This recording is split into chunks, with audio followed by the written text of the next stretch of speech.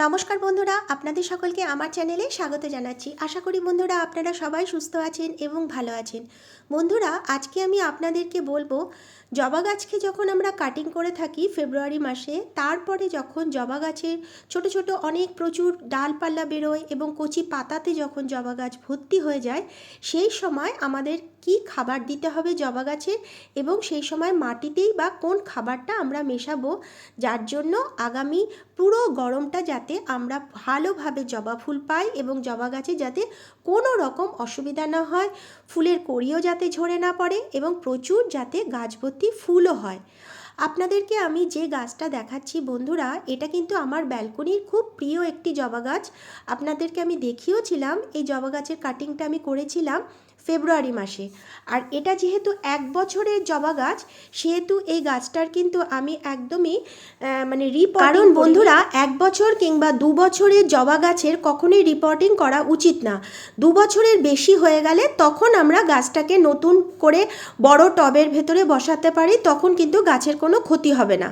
আমি এই গাছটাকে দেখুন ফেব্রুয়ারি মাসে কাটিং করেছিলাম, তারপরে শুধুমাত্র গাছের যে ডালগুলো কেটেছিলাম সেখানে শুধুমাত্র স্যাফ পাউডারটা জলে গুলে লাগিয়েছিলাম, আর কিন্তু কিচ্ছু এখানে আমি ব্যবহার করিনি। আর যেরকম জল দিতে হয় জবা গাছে তাই জল দিয়েছিলাম, তাতেই দেখুন গাছে ভর্তি পাতা এবং ছোট ছোট অজস্র ডালপাল্লা বেরিয়েছে এবং অনেক কড়িও কিন্তু চলে এসছে বন্ধুরা এই মুহূর্তেই। দেখুন, আজকে আমি এই গাছটাতে এমন একটি খাবার দেব, সেই খাবারটা কিন্তু আমরা 15 দিন অন্তর অন্তর দিতে পারি। তাতেই কিন্তু আমাদের গাছে অজস্র জবা ফুল ফুটবে এবং কোনো জবা ফুল কিন্তু ঝরেও পড়বে না এবং গাছে ভর্তি কড়িও আসবে এবং সেই কড়িগুলোও কিন্তু ঝরে পড়বে না। দেখুন, আমি কিছু ডাল ফেলে দিলাম, সেগুলো হচ্ছে জবা ফুল অলরেডি ফুটে শুরু করে দিয়েছে এই গাছটাতে। কারণ এই গাছটা কিন্তু বন্ধুরা খুব আমার একটি পয়া গাছ, মানে খুব ভালো একটি জবা গাছ আমার এই গাছটা।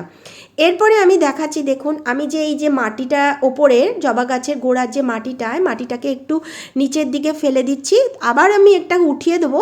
এটার ভেতরে আমি আজকে একটা জিনিস মেশাবো, সেটা কিন্তু একদম ঘরোয়া। আমরা কিন্তু সেই জিনিসটা ফেলে দিই, আমরা রান্নাঘর থেকেই কিন্তু পেয়ে যাই। সেই জিনিসটাই আজকে মেশাবো, যার ফলে কি হবে কিন্তু বন্ধুরা, আমাদের জবা গাছের পাতাগুলো একদম সবুজ থাকবে, কোনো পাতা কিন্তু একদম হলদে হয়ে পড়ে যাবে না। দেখুন, এই যে আমি মেশাচ্ছি কি, এটা হচ্ছে ব্যবহার করা চা পাতা। এটাকে আমি শুকিয়ে একদম ফ্রেশ করে রেখে দিয়েছিলাম, একদম রোদ্রে শুকিয়ে নিয়েছিলাম। আর এর মধ্যে মিশিয়ে নিচ্ছি, দেখুন কিছু কলার খোসার টুকরো রেখে দিয়েছিলাম, সেই কলার খোসার টুকরোগুলো একটু ভালোভাবে আমি এই মাটিটার সাথে মিশিয়ে, আমি ওপরে যে মাটিটাকে নিচে রাখলাম বস্তার ওপরে, তার সাথে এটাকে মিশিয়ে আমি গাছের গোড়াতে আবার দিয়ে দেবো। কারণ বন্ধুরা, চা পাতার মধ্যে রয়েছে প্রচুর পরিমাণে নাইট্রোজেন, আর নিচের যে ছোট ছোট ডালপাল্লাগুলো রয়েছে সেগুলো একটু তুলে ফেলে দিচ্ছি। ওগুলো রাখলে আরও গাছটা ঝোপালো হয়ে যাবে এবং রোদটাও কিন্তু গোড়াতে পড়বে না। সেই জন্য রোদটা যাতে আসে, সূর্যের আলোটা যাতে ঠিকঠাক পায়, নিচের জায়গাটা আমি একদম পরিষ্কার করে দিলাম। আর বন্ধুরা, এই যে কলার খোসা আর ব্যবহার করা চা পাতা, এই দুটোই কিন্তু আমরা রান্নাঘর থেকে পেয়ে যাই। আর এই দুটো যদি আমরা ঠিক মতন যদি আমাদের যে কোনো গাছে যদি ব্যবহার করে থাকি, তার থেকে কিন্তু ভালো সার আর একদম হয় না। দেখতে পাচ্ছেন আপনারা আমার এই জবা গাছটার একটা পাতাও কিন্তু বন্ধুরা হলদে নেই, কারণ তার মানে বোঝা যাচ্ছে এখানে নাইট্রোজেনের কোনো অভাব নেই। আর এই ব্যবহার করা চা পাতাটা আমরা যদি ভালোভাবে ধুয়ে রোদে শুকিয়ে গাছে ব্যবহার করে থাকি, তাহলে কিন্তু যে কোনো গাছের পাতার রং কিন্তু কখনো সবুজ থেকে অন্য কোনো কালারে কিন্তু একদম কনভার্ট হবে না, কারণ নাইট্রোজেনের অভাবেই কিন্তু গাছের পাতার রং হলদে হয়ে যায়।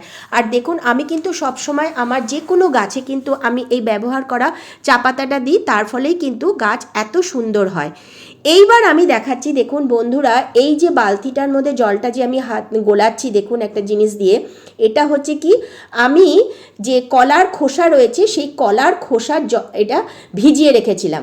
প্রায় আমি এখানে 3 থেকে 4 দিন এই ছোট বালতিটার মধ্যে জলের মধ্যে ভিজিয়ে রেখেছিলাম। এই জলটাই আজকে আমি এই জবা গাছটাতে দেবো।